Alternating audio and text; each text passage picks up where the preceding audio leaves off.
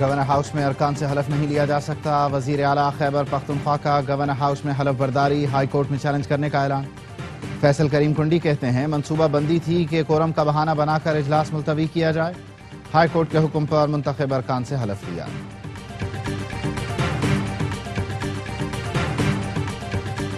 علی امین گنڈاپور کی کوششیں رنگ لے آئیں، پی ٹی آئی کے کورنگ امیدوار وقاص اورکزئی سینیٹ الیکشن سے دستبردار۔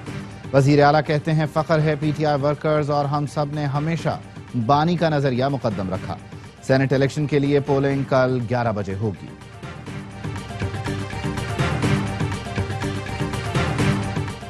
اور دہشت گرد تنظیمیں فساد اور عدم استحکام کا باعث بن رہی ہیں، انہیں مل کر روکنا ہوگا۔ وزیر داخلہ محسن نقوی کی افغان ہم منصب سے گفتگو۔ محسن نقوی نے کابل میں سراج الدین حقانی سے ملاقات کی، دو طرفہ تعلقات، انسداد دہشت گردی، دراندازی اور کالعدم ٹی ٹی پی پر بات ہوئی۔ اسمبلی کے بجائے گورنر ہاؤس نے حلف برداری، خیبر پختونخوا اسمبلی کی مخصوص نشستوں پر ارکان نے حلف اٹھا لیا۔ گورنر فیصل کریم کنڈی نے 25 منتخب ارکان سے حلف لیا۔ جے یو آئی کی 7 خواتین، 2 اقلیتی، نون لیگ کی 7 خواتین، 1 اقلیتی رکن نے حلف اٹھایا۔ پیپلز پارٹی کی 4 خواتین، 1 اقلیتی، اے این پی کی 2 خواتین، پی ٹی آئی پارلیمنٹیرین کی 1 خاتون نے حلف اٹھایا۔ حلف برداری آج اسمبلی میں ہونا تھی، کورم پورا نہ ہونے پر اسپیکر نے اجلاس 24 جولائی تک ملتوی کیا تھا۔ ایوان میں موجود اپوزیشن ارکان نے شور شرابہ کیا۔ Chief justice Peshawar high court نے الیکشن کمیشن کی درخواست پر حلف برداری کے لیے گورنر خیبر پختونخوا کو نامزد کر دیا۔ ہائی کورٹ نے اعلامیے میں کہا جتنا جلد ممکن ہو گورنر ارکان سے حلف لیں۔ اپوزیشن لیڈر ڈاکٹر عباد نے کہا سیاسی نابالغ 12 سال سے کے پی میں بیٹھے ہیں، غیر آئینی کام کے لیے رات 12 بجے بھی اجلاس بلا لیتے ہیں، اپنا کام پورا کرتے تو ہمیں عدالت جانے کی ضرورت نہ پڑتی۔ منصوبہ بندی تھی کہ کورم کا بہانہ بنا کر اجلاس ملتوی کیا جائے گا، ہائی کورٹ کے حکم پر منتخب ارکان سے حلف لیا۔ پی ٹی آئی والے چاہتے ہیں کہ سینیٹ الیکشن نہ ہو۔ گورنر فیصل کریم کنڈی کی پروگرام سوال یہ ہے میں گفتگو، کہا حکومت نے حلف برداری کو چیلنج کرنا ہے تو کر لے، کل سینیٹ الیکشن کی وجہ سے آج ارکان سے حلف لیا۔ گورنر ہاؤس میں اسمبلی کا اسٹاف موجود تھا، حلف برداری غیر قانونی سمجھتے تھے تو اسپیکر اپنا اسمبلی اسٹاف نہ بھیجتے۔ اپوزیشن لیڈر نے کہا حکومت نے حلف برداری سے پہلے ہی منع کر دیا تھا۔ میڈیا سے گفتگو میں فیصل کریم کنڈی نے کہا پوری پی ٹی آئی جلوس لے کر اے ٹی ایم کے پیچھے چل رہی ہے۔ سینیٹ الیکشن میں حکومت اور اپوزیشن کا فارمولا طے ہوا تھا، معاہدے پر عمل نہ ہوا تو اپوزیشن کی کوشش ہوگی 6 سے 7 سینیٹر منتخب کرائیں۔ سینیٹ میں خرید و فروخت ہارس ٹریڈنگ نہیں ڈنکی ٹریڈنگ ہے، الیکشن میں خرید و فروخت اس سے بھی گھٹیا کام، اپوزیشن سے اتحاد صرف سینیٹ انتخابات تک ہے۔ وزیر اعلیٰ علی امین گنڈاپور کہتے ہیں ہمارے امیدواروں کے کاغذات واپس نہ لینے سے ہمیں نقصان ہوا، اب ہمیں 6 اور اپوزیشن کو 5 نشستیں ملیں گی۔ سینیٹ انتخابات کی تیاریوں کے لیے کے پی اسمبلی میں اجلاس کے بعد وزیر اعلیٰ، اپوزیشن لیڈر اور اسپیکر نے کل پولنگ کی تیاریوں کا جائزہ لیا۔ وزیر اعلیٰ کی کل جرگہ ہال سے متصل تمام دفاتر بند رکھنے کی ہدایت۔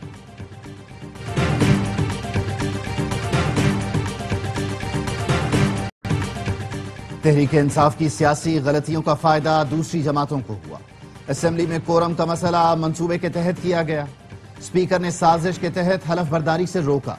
وزیر مملکت برائے داخلہ طلال چودھری کہتے ہیں سینیٹ پی ٹی آئی کی وجہ سے نامکمل ہے، سینیٹ کو مکمل ہونے سے روکنا بہت بڑا آئینی جرم ہے، پی ٹی آئی نے ہمیشہ سینیٹ کے ٹکٹ ارب پتی لوگوں کو دیے، خیبر پختونخوا حکومت تسلیم کر چکی، ان کے ماتحت کرپشن ہوئی، کوہستان اسکینڈل کے بینیفیشری بھی پی ٹی آئی کے اپنے ہی لوگ ہیں، کے پی میں علاج کی سہولت نہ ہونے کی وجہ سے لوگ پنجاب آتے ہیں۔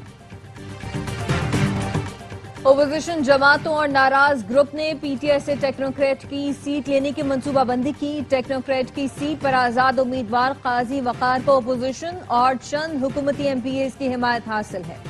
قاضی وقار کہتے ہیں انہیں اپوزیشن جماعتوں اور P T I M P As کی حمایت حاصل ہے، کل سب کو پتہ چل جائے گا P T I M P As K P حکومت سے ناراض ہیں۔ بڑا ڈونر ہوں، شوکت خانم اسپتال کا آپریشن تھیٹر میری والدہ کے نام پر ہے۔ A R Y news P T I کے کورنگ امیدواروں کے کاغذات واپس نہ لینے کی وجہ سامنے لے آیا، ذرائع کا کہنا ہے نون لیگ، پی پی ANP نے PTI امیدوار اعظم سواتی کے مقابلے میں امیدوار کھڑا نہیں کیا۔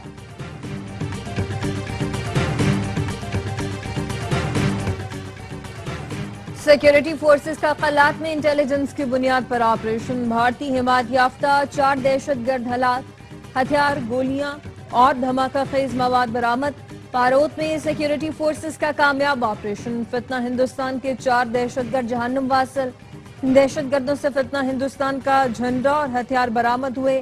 مالاکنڈ میں فورسز کی فتنہ ہندوستان کے خلاف مؤثر کارروائی، فائرنگ کے تبادلے میں 9 خارجی ہلاک، 8 گرفتار، خارجیوں کے 2 ٹھکانے تباہ، اسلحہ دھماکہ خیز مواد برآمد کر لیا گیا۔ مقامی عمائدین نے دہشت گردی کے خاتمے کے لیے آپریشن کو سراہا۔ صدر مملکت، وزیر اعظم اور وزیر داخلہ کا کامیاب کارروائیوں پر سیکیورٹی فورسز کو خراج تحسین۔ کراچی کے علاقے ڈیفنس میں کورنگی روڈ پر ٹینکر نے موٹر سائیکل سوار 2 بھائیوں کو کچل دیا۔ 12 سال کا توصیف شاہ اور 15 سال کا ایان کورنگی 2.5 نمبر کے رہائشی تھے۔ مشتعل شہریوں نے ٹینکر کو آگ لگا دی، ڈرائیور فرار ہو گیا۔ اورنگی ٹاؤن میں بس الٹنے کی فوٹیج سامنے آ گئی۔ تیز رفتار بس الٹنے سے خواتین سمیت 5 افراد زخمی ہوئے۔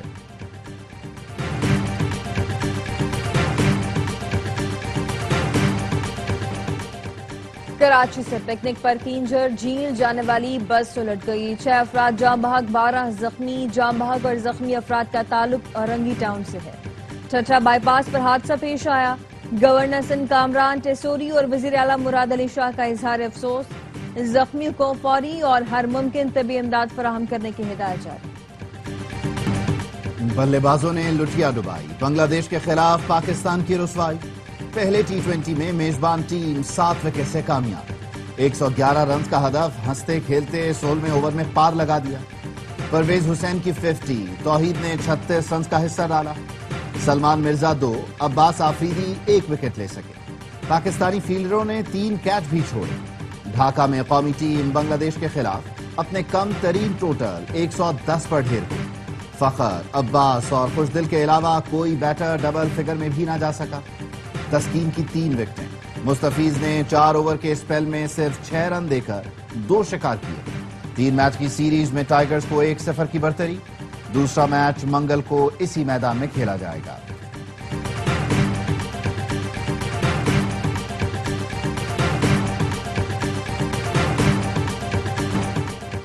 بھارتی کھلاڑیوں کی ہٹ دھرمی world championship of legends میں پاکستان اور بھارت کا برمنگھم میں آج ہونے والا میچ منسوخ۔ ریٹائرمنٹ کے بعد بھی بوم بوم بھارتیوں کے اعصاب پر سوار۔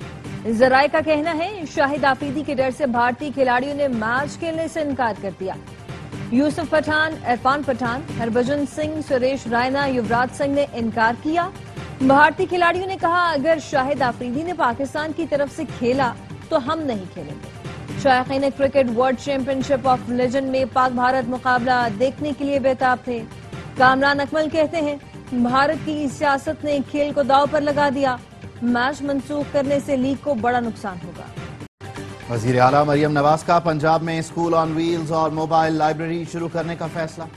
اسکول آن ویل دور دراز علاقوں میں بچوں کو تعلیم سے آراستہ کرے گا۔ یہ الیکٹرک رکشہ ہوگا، چھت پر سولر پینل نصب ہوں گے، ٹیچر صاحبان تلے فولڈنگ کرسیاں لگا کر تدریس دیں گے۔ بچوں کو کتابیں، پینٹنگ کا سامان اور ایجوکیشنل ٹوائز بھی فراہم کیے جائیں گے۔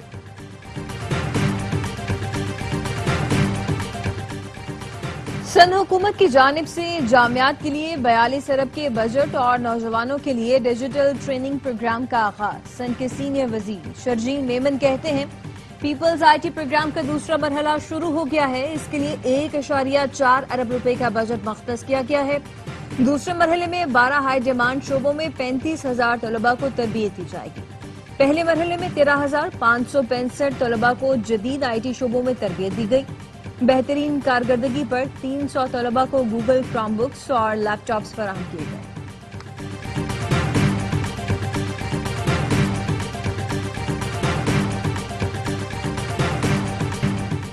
تعلیمی نظام بدترین صورتحال کا شکار ہے۔ حکومت معیاری تعلیم فراہم کرنے میں ناکام ہو چکی۔ 70% بچے سرکاری اسکولوں میں داخل ہیں، لیکن سرکاری اسکولوں میں معیاری تعلیم کا فقدان ہے۔ امیر جماعت اسلامی حافظ نعیم الرحمان کہتے ہیں تعلیم کے لیے بجٹ مختص ہونے کے باوجود صورتحال خراب ہے۔ دنیا بھر میں آئی ٹی ترقی کر رہا ہے، پاکستان میں ٹیکس لگایا جا رہا ہے۔ ایک وزیر اعظم چندہ لینے کراچی آتا تھا اور اب ایک وزیر اعظم ہمارے منصوبے کا افتتاح کرنے کے لیے آتا ہے۔ میئر کراچی مرتضی وہاب کا تقریب سے خطاب، کہا پتہ نہیں کتنے دن عہدے پر رہوں گا، لیکن جب تک ہوں کراچی کے حق میں ڈاکہ ڈالنے نہیں دوں گا۔ وفاقی حکومت میٹنگ کے سوا کوئی ایک تو کام کرے، کراچی کے لیے 1.25 ارب روپے فوراً دیے جائیں۔ اجرک والی نمبر پلیٹ کی آڑ میں لوٹ مار کا نیا دھندا شروع کر دیا گیا ہے۔ نمبر پلیٹ دینی ہے تو مفت دیں، لوگ شوق سے لگائیں گے۔ ایم کیو ایم رہنما ڈاکٹر فاروق ستار کہتے ہیں پیپلز پارٹی کو پتہ بھی نہیں چلے گا کب ان کے پیروں سے زمین نکل جائے گی۔ ترجمان سندھ حکومت نے جواب دیا، ایم کیو ایم نہیں چاہتی لوگ ریڈیبل نمبر پلیٹس لگائیں اور جرائم کی روک تھام ہو۔ جدید ریڈیبل نمبر پلیٹس پر اعتراض کرنا جرائم کی سہولت کاری کے مترادف ہے۔ 2 دن سے جاری بارش نے اجمیر شریف میں تباہی مچا دی۔ متعدد علاقے زیرآب۔ اجمیر میں خواجہ غریب نواز کی درگاہ کے قریب علاقہ تالاب کا منظر پیش کرنے لگا۔ پانی کی تیز بہاؤ کے باعث درگاہ آنے والا شخص بہہ گیا، جس کو مقامی افراد نے بچا لیا۔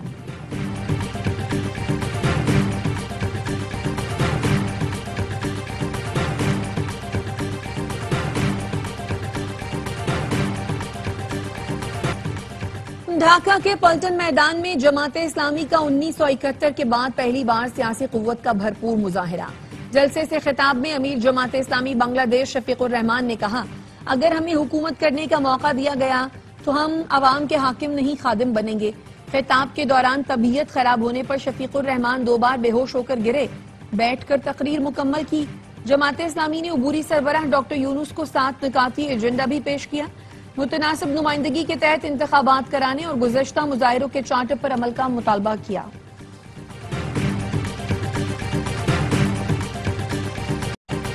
اسرائیل کی غزہ پر وحشیانہ بمباری، 24 گھنٹے میں مزید 116 افراد شہید۔ اسرائیلی بمباری سے شہید ہونے والوں میں امداد کے منتظر 38 فلسطینی بھی شامل۔ اسرائیلی حملے میں نصیرات شہر کے پولیس ڈائریکٹر اہل خانہ کے 11 افراد سمیت شہید۔ اسرائیلی محاصرے کے باعث بھوک سے 1 ماہ کا بچہ شہید ہو گیا۔ ڈاکٹرز کا کہنا ہے غذائی قلت کی وجہ سے شیرخوار دم توڑ گیا۔ حکام کا کہنا ہے غزہ میں 17,000 بچے شدید غذائی قلت کا شکار ہیں۔ انڈونیشیا میں سیاحتی کشتی میں خوفناک آگ بھڑک اٹھی، دھوئیں اور شعلوں کے درمیان ہر طرف چیخو پکار۔ مسافر جان بچانے سمندر میں چھلانگیں لگاتے رہے۔ کشتی پر بچوں، خواتین سمیت 300 افراد سوار تھے۔ بیشتر کو بچا لیا گیا، 5 لاشیں ملیں، متعدد اب بھی لاپتہ۔ عراق میں خشک سالی نے تاریخ کو دوبارہ زندہ کر دیا۔ موصل ڈیم کی سطح کم ہونے پر دہائیوں پہلے ڈوبا گاؤں سطح پر آ گیا۔ کھنڈرات اور گلیوں کے آثار نمایاں ہو گئے۔ سیاح کھنڈرات کا نظارہ کرنے دور دور سے پہنچ رہے ہیں۔ 45 برس پہلے ڈیم کی تعمیر کے بعد زومر گاؤں زیر آب آ گیا تھا۔ نوجوان پاکستانی ٹینس سٹار کا کارنامہ، میخائل علی بیگ نے ایک ہی دن میں 2 IFT ٹائٹل اپنے نام کر لیے۔ مونٹیگو بے میں ساتھی کھلاڑی راس جانسن کے ساتھ حریف جوڑے کو ہرا کر ڈبلز ٹائٹل جیتا۔ سنگلز فائنل میں اپنے ڈبلز پارٹنر راس جانسن کے خلاف کامیابی سمیٹی۔